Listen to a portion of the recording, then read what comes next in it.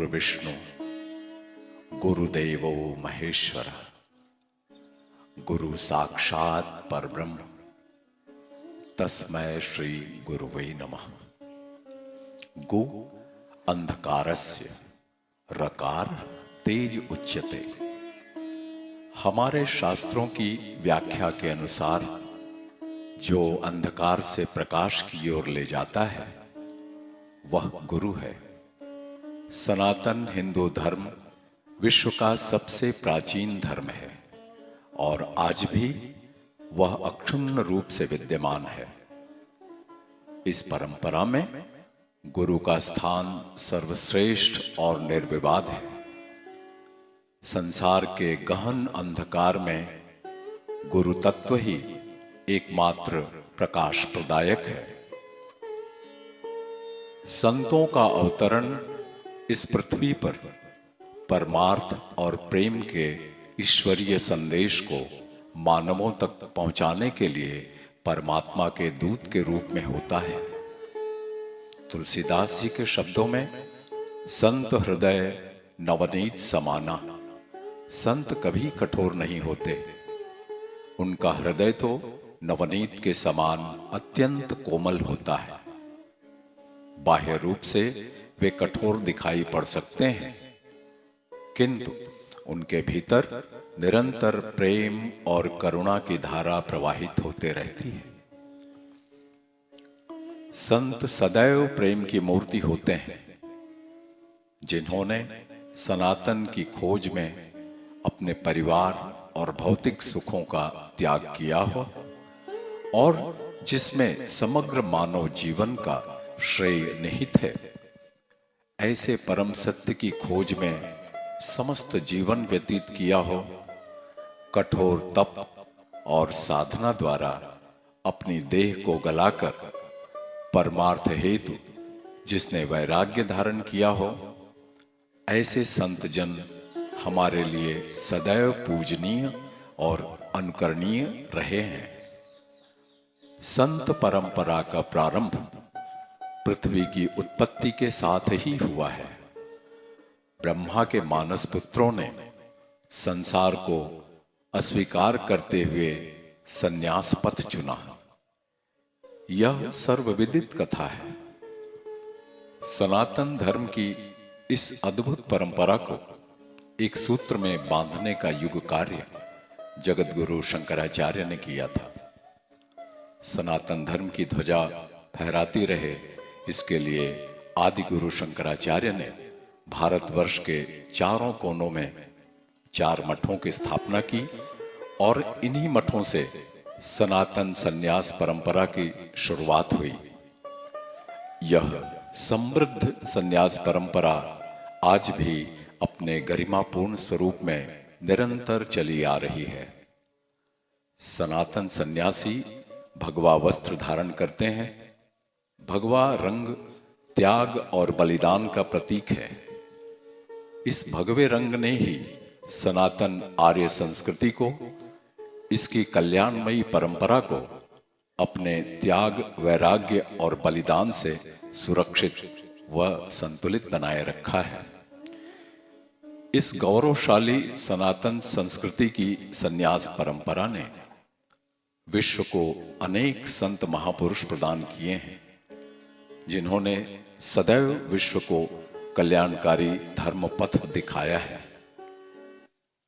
आइए आज हम एक ऐसे ही संत पुरुष के जीवन पर चर्चा करते हैं।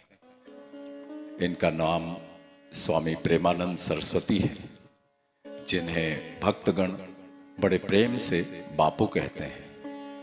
इनका निवास पतित पावनी समर्थ माता नर्मदा जी के तट पर है। यह आश्रम गुजरात राज्य के नर्मदा जिले में उरी नामक गांव में है। बिल्कुल मां नर्मदा की सुरम्य गोद में है यह अलौकिक स्थान। आइए प्रेम मूर्ति स्वामी श्री प्रेमानंद जी की जीवन यात्रा पर एक नजर डालते हैं। स्वामी जी का जन्म और बचपन। सौराष्ट्र की भूमि सदा से शूरों, संतों और दाताओं की जन्मभूमि रही है। इस पवित्र धरती पर गौरवशाली गिरनार की गोद में स्थित एक छोटा सा गांव है मोरवाड़ा। यहाँ एक सामान्य लोहार परिवार बसता है।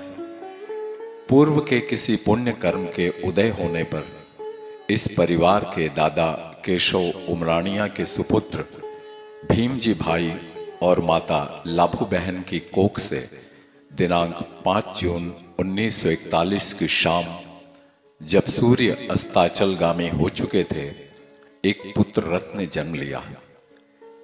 एक बैरागी आत्मा अवतरित हुई। बचपन में यह बालक बड़ा ही शरारती और उत्पाती था, साथ साथ बड़ा ही बुद्धिमान व कुशाग्र भी था।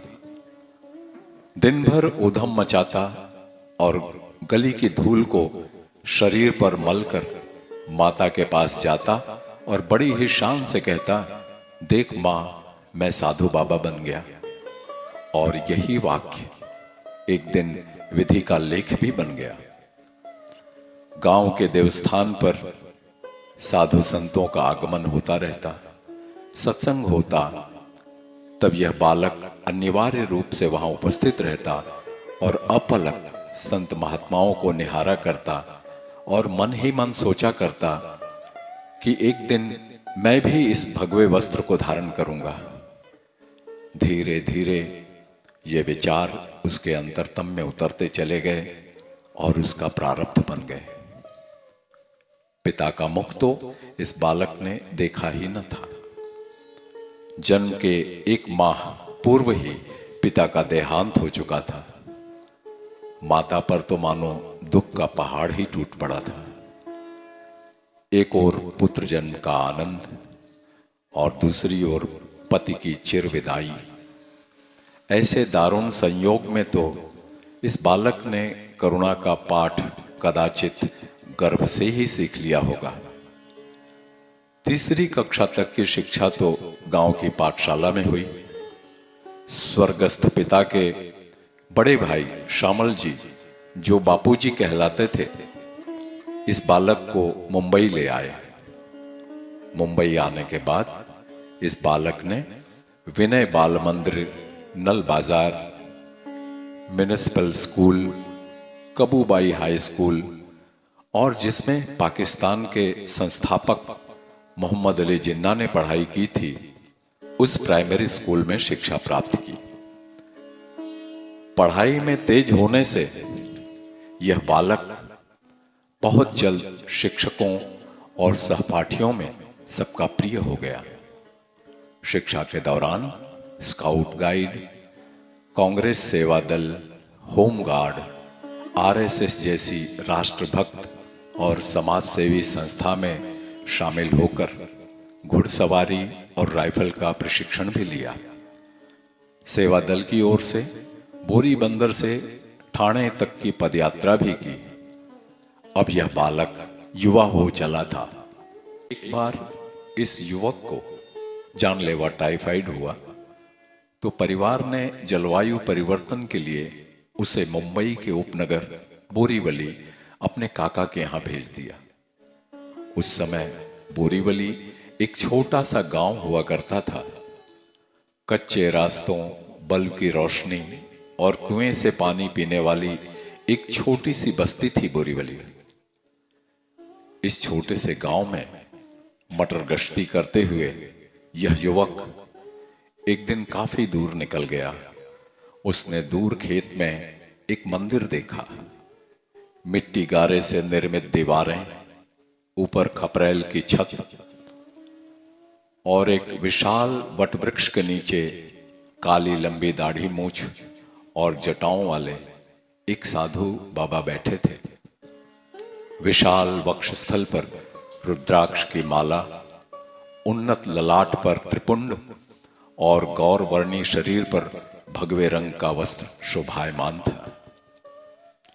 युवक में पूर्व के सुप्त संस्कार अचानक जाग उठे। उसे लगा कि बस यही तो है मेरी मंजिल। बाबा जी ने बड़े ही स्नेह से इस युवक का स्वागत किया और वात्सल्यपूर्ण स्वर में बोले कि अगर तुम यहां रोज आओ तो मैं तुम्हें योगासन सिखा सकता हूं। और इसके बाद शुरू हुआ एक नया सफर। प्रतिदिन सुबह जल्दी उठकर युवक बाबा जी के पास पहुंच जाता। उसकी मनोदशा में बड़ी तेजी से बदलाव हो रहे थे और यहां घर पर परिजन यह जानकर चिंतित हो रहे थे कि यह अबोध नवयुवक किसी बाबा के चक्कर में पड़ गया है। फलस्वरूप बालक को बोरीवली से वापस मुंबई पहुंचा दिया गया। लेकिन युवक का केवल शरीर ही मुंबई गया, उसके मन प्राण तो बाबा जी के पास ही रुक गए। गृह त्याग। एक शाम को बाबूजी घर आए तो नवयुवक ने उनसे कहा कि उसे फिर से बाबा जी के पास जाना है। पिता ने बालक को डपट दिया और कहा कि जाना है तो जाओ, लेकिन इस घर की सीढ़ियां उतरने के बाद दोबारा यहां कभी ना आना। और न जाने किस अज्ञात प्रेरणा व प्रारब्धवश वह नौजवान शरीर पर जो वस्त्र धारण किए हुए था वही पहने हुए घर से निकल पड़ा। यह एक महाप्रयाण था, मानव से महामानव तक का एक ऐसा अज्ञात सफर जिस पर चलने का साहस बड़े बड़े नहीं जुटा पाते। यह नवयुवक न जाने किस अचिंत शक्ति की प्रेरणा से चल निकला। ट्रेन में बैठकर यह बोरीवली पहुंचा और रात के गहन अंधकार को चीरता हुआ अपने लक्ष्य पर जा पहुंचा। उस दिन 23 मार्च सन 1965 का दिन था और स्थल था हरसिद्धि मंदिर, देवीपाड़ा, बोरीवली पूर्व। और बाबा जी थे समर्थ गुरु पूज्य योगी श्री वासुदेवानंद सरस्वती। कुछ दिनों बाद परिवार के लोग समझा बुझाकर ले जाने के लिए आए, किंतु अब ऋणानुबंध पूरा हो चुका था। युवक अपने भावी प्रारब्ध के प्रति आश्वस्त हो चुका था, अतः परिजनों का प्रयास असफल रहा। बोरीवली की ही गोपाल जी हेमराज हाई स्कूल में गुरुदेव ने इस युवक की मैट्रिक की शिक्षा पूर्ण कराई। युवक पाठशाला में भी विद्यार्थियों के साथ सत्संग करता, अच्छी अच्छी कथाएं सुनाता, इसलिए शिक्षकों का भी प्रिय पात्र हो गया। शिक्षण के अंतिम दिनों में शिक्षकों व सहपाठियों के लिए आश्रम में एक भोज का आयोजन हुआ।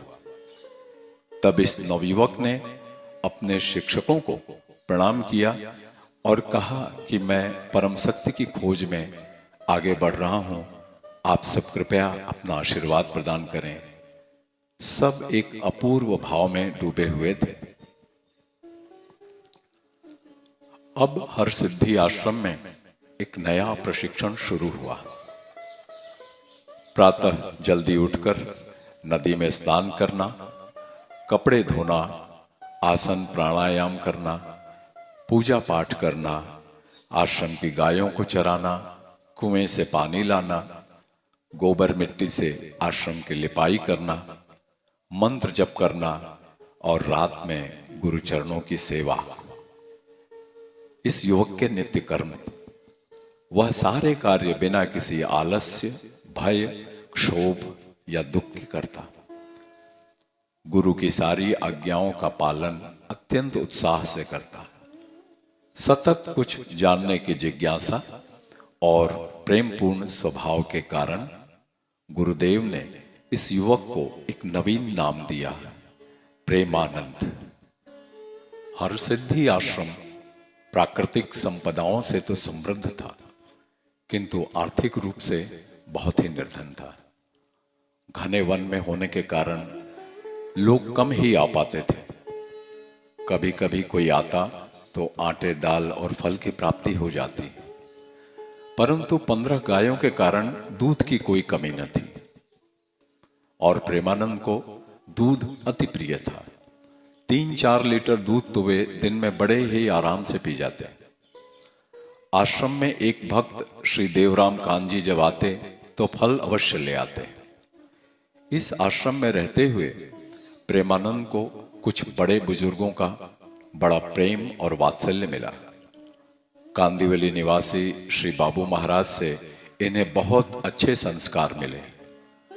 मोहन बापा, माधव भाई आदि सद्गृहस्थों ने इन्हें बहुत प्रेम व आदर दिया।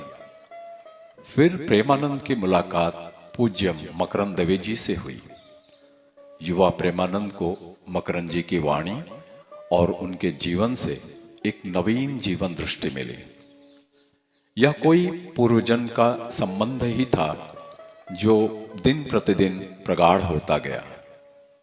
मकरंद जी इस युवा सन्यासी के प्रति विशेष सहृदय थे।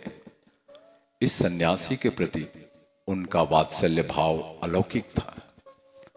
मकरंद जी द्वारा स्थापित सामाजिक व आध्यात्मिक संस्था नंदीग्राम के निर्माण व विकास में प्रेमानंद का बहुत बड़ा योगदान रहा। इस युवा सन्यासी ने स्वयं अथक परिश्रम द्वारा वहां के झाड़ झंखाड़ को साफ किया। बबूल के बड़े बड़े वृक्षों की सुदृढ़ जड़ों को उखाड़कर उस वीरान बंजर भूमि को नंदनवन के समान एक रमणीय स्थल में बदल दिया। नंदीग्राम वलसाड़ जिले के धर्मपुर के निकट स्थित है और समाज के प्रति अपनी भूमिका का यथोचित निर्वाह कर रहा है। नंदीग्राम में गोरखमढ़ी नामक एक सुंदर कुटिया है जहां प्रेमानंद निवास करते थे।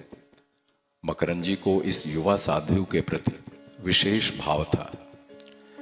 उनके हृदय में निरंतर यह चिंता रहती कि यदि हरसिद्धि आश्रम की आर्थिक दशा ऐसी ही रही तो इस साधु के भरण पोषण और जीवन व्यवहार का क्या होगा। वे इस विषय को लेकर सतत प्रार्थना रत रहते और अंततः भगवान ने प्रार्थना सुनी भी। एक सज्जन हरिभाई जोशी जो एक बैंक में मैनेजर के पद पर कार्यरत थे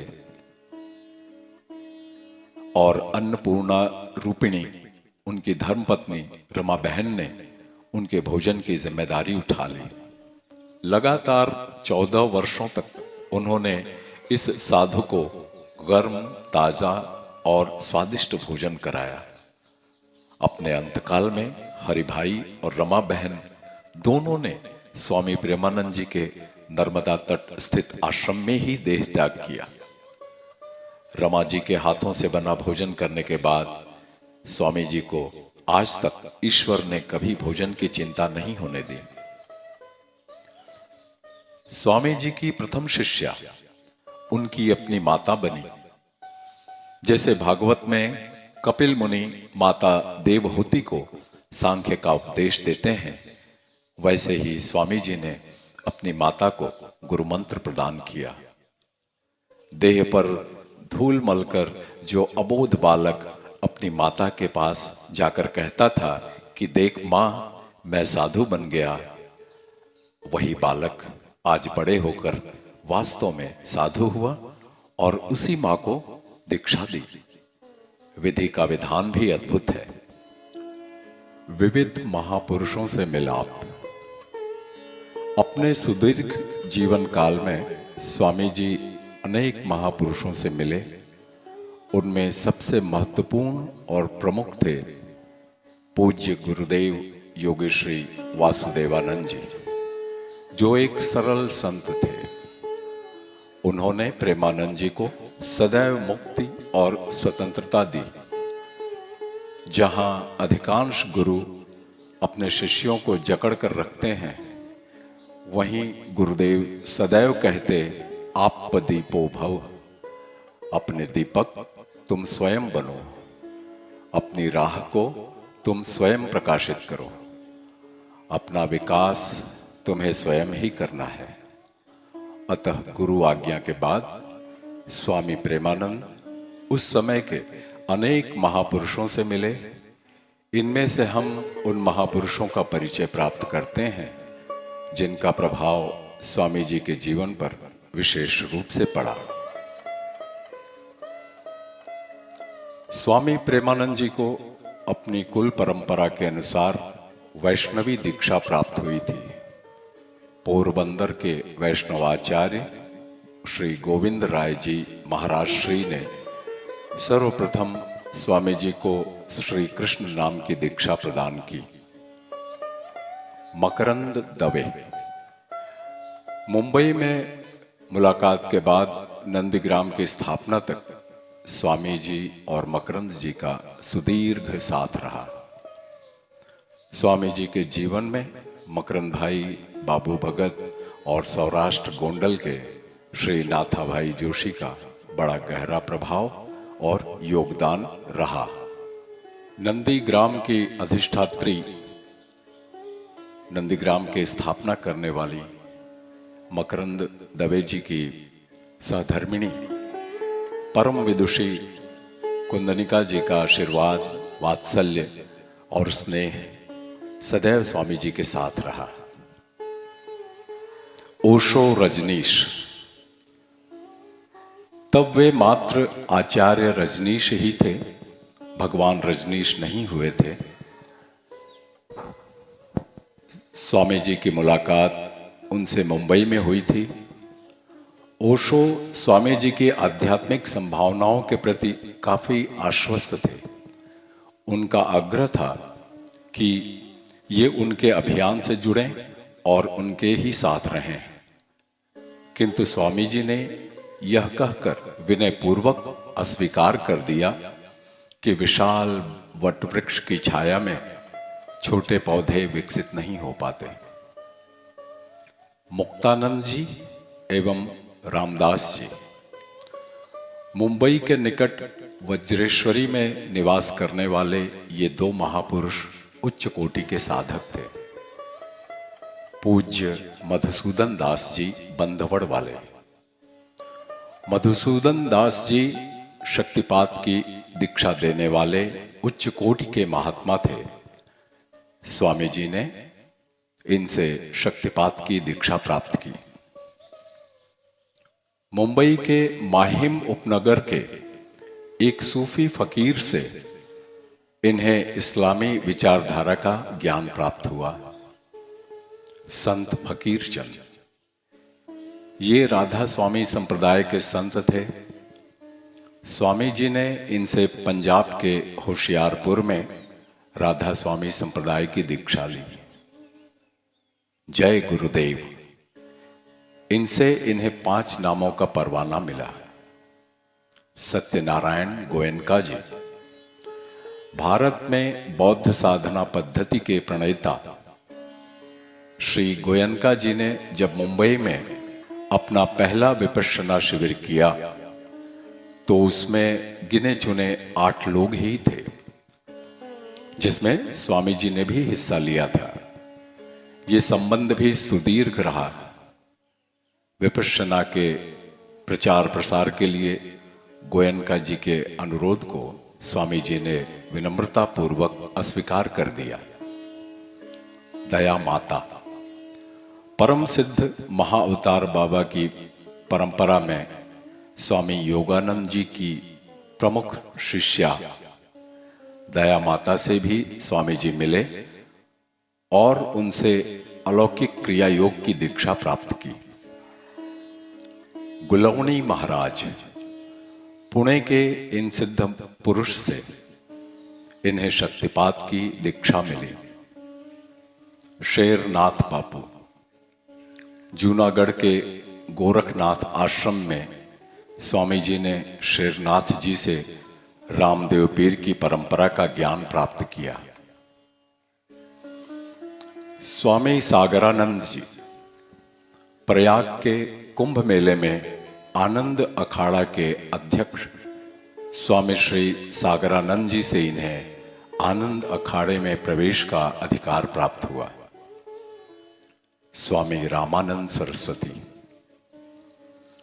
ओंकारेश्वर के मार्कंडेय संन्यास आश्रम के अधिष्ठाता श्री रामानंद सरस्वती जी से इन्हें इस भारतीय गौरवशाली परंपरा द्वारा विधिवत संन्यास दीक्षा प्राप्त हुई और ये स्वामी प्रेमानंद सरस्वती हुए।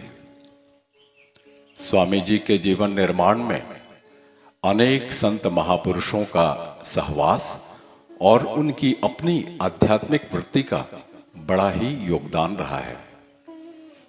जैसे भगवान दत्तात्रेय के 24 गुरु थे, वैसे ही स्वामी जी के भी अनेक गुरु रहे। यात्रा वर्णन। अपने जीवन काल में स्वामी जी ने चरैवती चरैवती मंत्र को सार्थक किया और लगभग पूरे भारतवर्ष का भ्रमण किया। नेपाल और थाईलैंड जैसे देशों की संस्कृति और सभ्यता का भी परिचय प्राप्त किया। इनकी पहली पदयात्रा विद्यार्थी जीवन में पाठशाला द्वारा आयोजित बोरीबंदर से ठाणे की थी। तत्पश्चात मुंबई से पंढरपुर, मुंबई से वीरपुर, डाकोर, शामलाजी, अंबाजी, पोरबंदर, द्वारका आदि कई स्थलों की पदयात्राएं स्वामी जी ने अपने जीवन में कई बार की। नर्मदा परिक्रमा। मां नर्मदा के प्रति शुरू से ही स्वामी जी के हृदय में एक अज्ञात आकर्षण रहा है। स्वामी जी ने सन 1922 में भगवती नर्मदा की परिक्रमा की। स्वामी जी का मानना है कि जैसे एक विद्यार्थी विश्वविद्यालय में शिक्षा प्राप्त कर स्नातक होता है, वैसे ही मां नर्मदा भी एक विश्वविद्यालय ही है। इसमें यात्री अनेक रोमांचक और शिक्षाप्रद अनुभवों से गुजरता है। इस यात्रा में गांव, शहर, जंगल, पर्वत, नदी, नाले, महल, झोपड़ी, सवर्ण, अछूत, धनी, निर्धन सबके साथ रहकर यात्री जीवन के अनेक अनुभवों को प्राप्त करता है और जीवन का अनमोल सबक सीखता है। यात्रा काल में मां नर्मदा जीवन के अनेक पाठों की शिक्षा ठीक वैसे ही देती हैं जैसे जन्म देने वाली माता अपने बालक को देती है। इस अद्भुत यात्रा का संपूर्ण वर्णन स्वामी जी ने अपनी पुस्तक नर्मदे हर में दिया है, जो NM ठक्कर मुंबई द्वारा प्रकाशित की गई है। प्रज्ञान तीर्थ की स्थापना। इस अद्भुत नर्मदा परिक्रमा के बाद नर्मदा तट स्वामी जी का स्थायी निवास स्थान बन गया। शायद यह नर्मदा जी के प्रति उनके हृदय का अज्ञात आकर्षण ही था, जो मां नर्मदा के पावन तट पर राजपीपला से कुछ दूर रामपरा नामक गांव में, जहां नर्मदा जी उत्तर वाहिनी होती हैं, स्वामी जी ने अपने भक्तों, शिष्यों पोपटलाल जी, रतिलाल जी ठक्कर, कनुभाई मिस्त्री, बाबू मामा, नागजी भाई, जतिन भाई, वर्षा बहन, मंगू दादा, बाबू भाई मंडप वाले आदि के सहयोग से प्रज्ञान तीर्थ नामक एक सुंदर आश्रम का निर्माण किया। पूज्य गुरुदेव स्वामी वासुदेवानंद सरस्वती भी मुंबई छोड़कर नर्मदा तट स्थित मालसर के तपोवन आश्रम में आ बसे। यह आश्रम उनके गुरु स्वामी रामानंद जी का था। रामपरा आश्रम में आने के बाद स्वामी जी ने सन 1990 में एक शिवालय तीर्थेश्वर महादेव की स्थापना की। इसके साथ ही सौराष्ट्र के खाखरा हडमतिया गांव के एक भक्त श्री नाथाभाई वेकरिया की सुपुत्री हंसा बहन, जो दिव्यांग थीं, उन्हें स्वामी जी ने दत्तक लिया और हंसा बहन नर्मदा तट पर आश्रम में आ गईं। ये आई तो थीं पुत्री बनकर, किंतु धीरे धीरे ये स्वामी जी की मां बन गईं। बड़ी ममतामयी और गुणों की भंडार थी हंसा बहन। इनके आने के बाद आश्रम में एक नई ऊर्जा, नई चेतना सी आ गई। ये प्रेम से स्वामी जी को बेटा कहती। हंसा बहन के आने से मानो स्वामी जी का बचपन लौट आया। हंसा बहन ने आश्रम की जिम्मेदारी पूरी तरह से संभाल ली। कुछ वर्षों बाद स्वामी जी की इच्छा हुई कि एक आश्रम हंसा बहन के पैतृक गांव के आसपास बनाया जाए, ताकि भविष्य में ये इस आदिवासी क्षेत्र में न रहकर अपने पैतृक गांव के निकट अधिक सुविधाजनक माहौल में रह सकें। अतः उन्होंने प्रज्ञान तीर्थ आश्रम को राजकोट की एक शिक्षिका साधिका को सौंप दिया और नर्मदा तट छोड़ दिया। सद्गुरु धाम आश्रम सौराष्ट्र के खाखरा हडमतिया गांव में सन 2002 में इस आश्रम की स्थापना हुई। अब यहां सत्येश्वर महादेव विराजमान हुए। पूज्य स्वामी जी के जीवन में खाखरा हडमतिया, जेतपुर, मोरवाड़ा और मुंबई में स्वर्गीय श्री राम सूरत तिवारी जी के घर पर सत्संग का अधिकांश समय गुजरा। यह कालखंड स्वामी जी के लिए आज भी अविस्मरणीय है। स्वामी जी के शिष्य आज भी इनके अलौकिक विचारों से दीक्षित होकर सद्मार्ग पर अग्रसर हैं। अब स्वामी जी सद्गुरु धाम आश्रम में स्थायी हुए, किंतु नर्मदा जी का दुर्निवार आकर्षण उन्हें अब भी अपनी ओर खींच ही रहा था। एक बार प्रारब्ध फिर से उन्हें नर्मदा तट पर ले जाने के लिए उत्सुक था। श्री गुरु तीर्थ धर्मक्षेत्र आश्रम।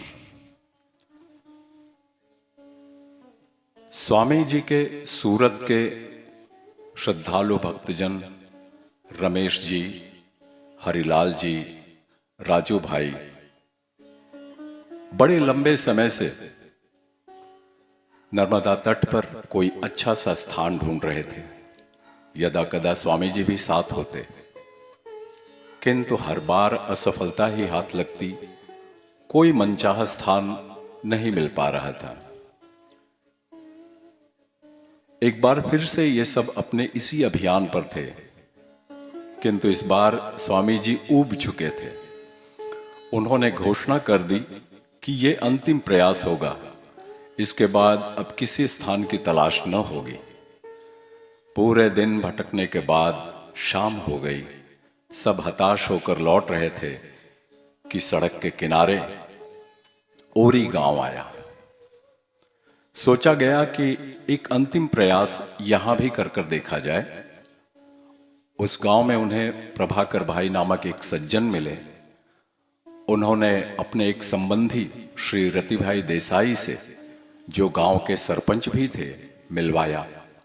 स्वामी जी का मंतव्य जानकर देसाई साहब ने कहा कि मेरा ही एक खेत जो बिल्कुल तट पर है, वर्षों से बंजर पड़ा है, और साथ ही वीनू माछी, रमेश दाजी की जमीन के बंजर टुकड़े भी जुड़े हुए हैं। वे भी इस पुण्य कार्य में सहर्ष ही सहभागी होंगे। कृपया उसे ही देख लें। मैं उसे आपको देने के लिए तैयार हूं। बस एक ही शर्त है कि जब तक मैं जीवित हूं, आपको मेरे घर का अन्न ग्रहण करना होगा। तब से लेकर जब तक रति भाई जीवित रहे, उनके घर से रोज स्वामी जी का भोजन नियमित आता रहा। सुंदर भूमि थी।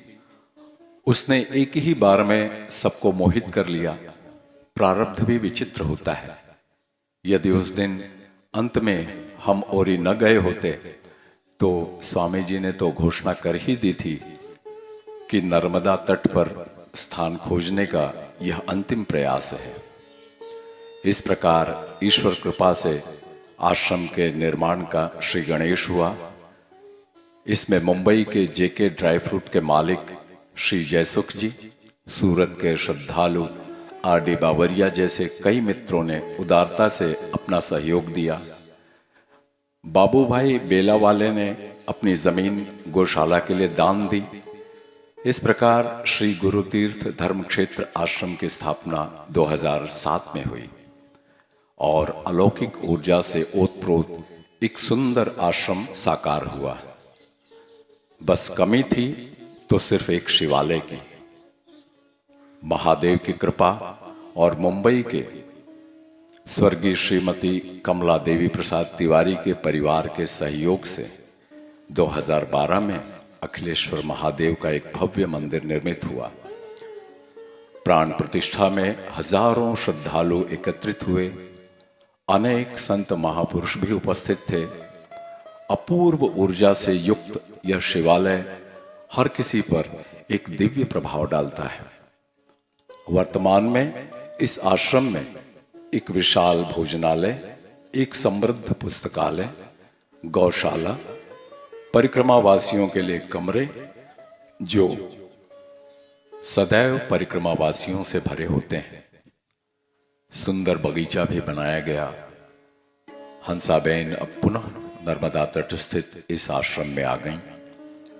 उनकी योग्यता और सद्गुणों के कारण आश्रम में एक दिव्यता का संचार होने लगा। बगीचे में सुंदर फूलों, औषधियों के पौधे लहराने लगे। गौशाला में करीब 15 गायें आ गईं। आश्रम अब किसी प्राचीन ऋषि के आश्रम जैसा लग रहा था, जिसमें अपने आदर सत्कार से प्रसन्न अतिथियों का मेला लगा रहता। हर कोई उस दिव्य वातावरण का आनंद लूट रहा था। एक अन्न क्षेत्र प्रारंभ हुआ जहां से कभी कोई भूखा नहीं जाता। गौशाला के कारण वातावरण पवित्र ऊर्जा से आपूरित हो गया। स्वामी जी के सत्संग दर्शन और हंसा बहन के ममतापूर्ण आतिथ्य से आश्रम में सदैव चहल पहल रहने लगी। रति भाई के देहांत के बाद उनके इकलौते पुत्र प्रशांत सदा आश्रम से जुड़े रहे। दिन में 2 बार नियमित आश्रम आते हैं और यथाशक्ति सहयोग देते हैं। इसी बीच दुर्दैव से हंसा बहन गंभीर रोगग्रस्त हो गईं। सबने तन मन धन से उनकी भरपूर सेवा की। बड़े बड़े चिकित्सकों को दिखलाया गया। सूरत की भक्त शिष्या सविता बहन और उनके परिवार ने इस विषम परिस्थिति में अद्भुत मानवता का परिचय दिया और रात दिन हंसा बहन की सेवा की। किंतु ईश्वर की इच्छा कुछ और ही थी। दिनांक 5 फरवरी 2017 को वे आश्रम छोड़कर मुक्ति के अनंत पथ पर चली गईं। उनकी देह तो नहीं रही, किंतु उनकी चेतना आश्रम के कण कण में रच बस गई। अब सबको बोध हुआ कि उस दिव्यांग देह में कोई दिव्य आत्मा ही वास कर रही थी। श्रद्धालुओं पर उनके न रहने का बड़ा ही असर हुआ। किंतु स्वामी जी को लोगों ने पहली बार इतना विचलित देखा। सबको आश्रय और प्रेमपूर्ण आश्वासन देने वाले पहली बार इतने विकल और हताश लगे।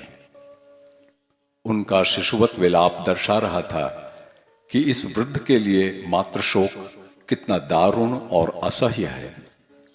ममता, वात्सल्य और सेवा से हंसा बहन ने इस बैरागी को भी अपने अधीन कर लिया था। जैसे कोई अबोध शिशु माता विहीन होकर दारुण पीड़ा पाता है, वैसे ही स्वामी जी भी पीड़ा पा रहे थे। आश्रम भी मानो अनाथ हो गया। निर्गुण ब्रह्म के उपदेशक को माया ने अपने ममतामय रूप से विचलित कर दिया था। मां योग शक्ति। मां योग शक्ति का इस आश्रम में 2010 में पदार्पण हुआ। माता जी के नाम से प्रसिद्ध मां योग शक्ति बंगाली ब्राह्मण हैं। ये जबलपुर विश्वविद्यालय में लेक्चरार थीं। एक दुर्घटना में इन्होंने अपने स्वजन को खो दिया। फलस्वरूप हृदय संसार से विरक्त हो गया और ये संसार त्याग कर संन्यस्त हो गईं। ये देवास आश्रम की दीक्षित साध्वी हैं। अपने गुजरात भ्रमण के दौरान ये आश्रम आई और वहां की ऊर्जा और दिव्यता से सम्मोहित हो गईं और स्वामी जी से वहां रहने की इच्छा जताई। स्वामी जी ने सहर्ष स्वीकृति दे दी। कुछ वर्ष नर्मदा तट पर वास करने के पश्चात अब वे खाखरा हडमतिया स्थित सद्गुरुधाम आश्रम में निवास कर रही हैं। माता जी का कंठ बड़ा ही मधुर है। सुंदर भजन और स्तुति गान करती हैं, भजनों की रचना भी करती हैं। सगुण ब्रह्म की उपासिका हैं, महाकाली और राधा माधव की भक्त हैं। अब गंभीर अस्वस्थता के कारण अधिक क्रियाशीलता नहीं रही। स्वामी जी ने संत समाज की उपस्थिति में सन 2015 में इनकी विधिवत चादर विधि की और आश्रम की महंत के रूप में मान्यता दी। यह था स्वामी प्रेमानंद सरस्वती का संक्षिप्त जीवन परिचय। स्वामी जी का संदेश उन्हीं के शब्दों में कहें तो एक जीवन है जिसे हम जी रहे हैं, एक जीवन जो जिया जा चुका है और एक जीवन जिसकी प्रतीक्षा है। प्रारब्ध अपना प्रभाव प्रकट करता है। यह जीवन अनंत है, परंतु यदि बारंबार इस जन्म मरण के चक्र में न पड़ना हो तो अनासक्त होकर कर्म करें। इसके लिए हमारी परंपरा में कई उपाय बताए गए हैं। पतंजलि का योग मार्ग, शांडिल्य का भक्ति मार्ग या सांख्य का ज्ञान मार्ग, ऐसे कई पथ हैं जिनसे अपनी अपनी प्रकृति के अनुसार जीवन यात्रा को ऊर्ध्वगामी बनाया जा सकता है। शारीरिक स्वास्थ्य के लिए योग जरूरी है। प्राण को संतुलित व नियंत्रित करने के लिए प्राणायाम उपयोगी है। बुद्धि को प्रकाशित करने के लिए अध्ययन, चिंतन, मनन सहयोगी है। सदाचार व भगवत स्मरण द्वारा जीवन को एक उच्च लक्ष्य तक ले जाया जा सकता है, परंतु इसके लिए उत्कट अभीप्सा और उद्यम अनिवार्य है। स्वामी जी के जीवन का मूल मंत्र है भक्ति, करुणा और क्षमा। यूं तो स्वामी जी का समग्र जीवन ही तपस्या और साधना में रहा है, किंतु स्वामी जी पिछले 50 वर्षों से प्रतिवर्ष 1 महीने का नियमित एकांतवास और मौन का पालन करते हैं। संसार से दूर एक कमरे में सबसे अलिप्त रहकर सिर्फ अपने ही साथ 1 महीना बिताना भी साधना का एक रूप है। मन को शांत और स्थिर करने के लिए एकांत आवश्यक होता है और इस साधना में ईश्वरीय सानिध्य भी निहित है। स्वामी जी का व्यवहारिक मार्गदर्शन करने वालों में हैं पूज्य स्वामी विश्वंभर भारती जी जूनागढ़ से, श्री दलपत गिरि जी शिव निकेतन आश्रम से, आनंद अखाड़ा नासिक के स्वामी सागरानंद जी महाराज तथा समग्र सन्यासी परंपरा को गौरवान्वित करने वाले ओंकारेश्वर स्थित मार्कंडेय आश्रम के पूज्य गुरुदेव श्री रामानंद जी की समृद्ध परंपरा के वर्तमान महंत, समस्त शास्त्रों के आचार्य स्वामी प्रणवानंद जी महाराज और श्री कष्टभंजन देव स्वामी नारायण मंदिर ओरी के जय स्वामी विशेष रूप से उल्लेखनीय है। ये सब अपनी अपनी परंपरा के उत्कृष्ट वाहक और उच्च कोटि के साधक हैं। इसके उपरांत स्वामी जी के जीवन पर अनेक संतों का प्रभाव रहा है, जिनमें नर्मदा तट असा के पूज्य दगड़ू जी महाराज के समान वैष्णव संत जो एक दुर्लभ सत्पुरुष थे, नेमावर क्षेत्र के श्री विश्व प्रकाश ब्रह्मचारी जी मूंगफली बाबा जैसे संत स्वामी जी के लिए सदैव अविस्मरणीय रहे हैं। संप्रति श्री गुरुतीर्थ धर्मक्षेत्र आश्रम में मानविलास की वसंत बहन अपने पति सवजी भाई के साथ रहती हैं और हृदयपूर्वक स्वामी जी और आश्रम की सेवा में संलग्न हैं। सूरत के सहयोगी भक्त रमेश जी, शिरीष जी, जगदीश भाई, डॉक्टर महेश, नारायण भाई, हरि भाई आदि सारे मित्रों का संपूर्ण सहयोग बना हुआ है। गर्वीले गिरनार की सिद्ध छाया में उत्पन्न यह शरीर जीवन के 80 वर्ष पूरे करने को है और मां नर्मदा के दिव्य तट पर स्थित आश्रम श्री गुरुतीर्थ धर्मक्षेत्र में जीवन के अनेक धूप छांव के बीच आज भी अपने संपूर्ण अनुभव के रूप में साकार अपने नाम प्रेमानंद को सार्थक करता हुआ देखा जा सकता है, अनुभव किया जा सकता है। जैसे सोना अग्नि में तपकर शुद्ध हो जाता है, वैसे ही संन्यास रूपी तप से एक व्यक्तित्व कैसे निखर उठता है, यह स्वामी जी को देखकर, मिलकर अनुभव किया जा सकता है। गगनभेदी अट्ठास, बाल सुलभ सरलता, निश्चलता और जीवन से ओतप्रोत अद्भुत इस व्यक्तित्व से मिलना अपने आप में एक अनूठा अनुभव है।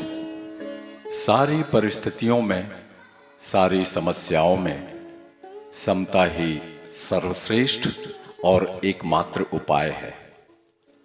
अपनी इस अनुभव सिद्ध वाणी से सारे भक्तजनों व आगंतुकों को यहाँ समाधान मिलता है।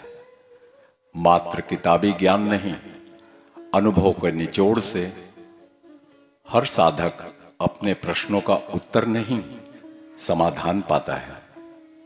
स्वामी जी कहते हैं, प्रेम में ईश्वर को भी झुका देने की शक्ति है। सबसे प्रेम करते हैं और आनंद प्रदान करते हैं, इसीलिए तो अपने नाम प्रेमानंद को